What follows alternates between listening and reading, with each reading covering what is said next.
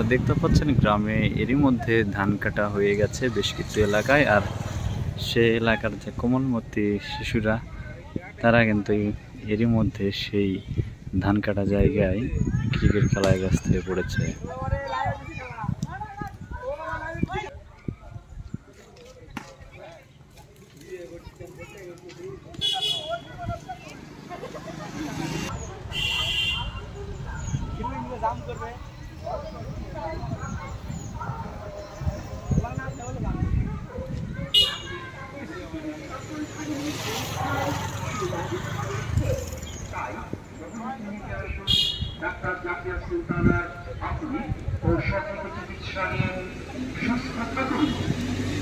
দেখা যাক এবার আসলে কি করতে পারে।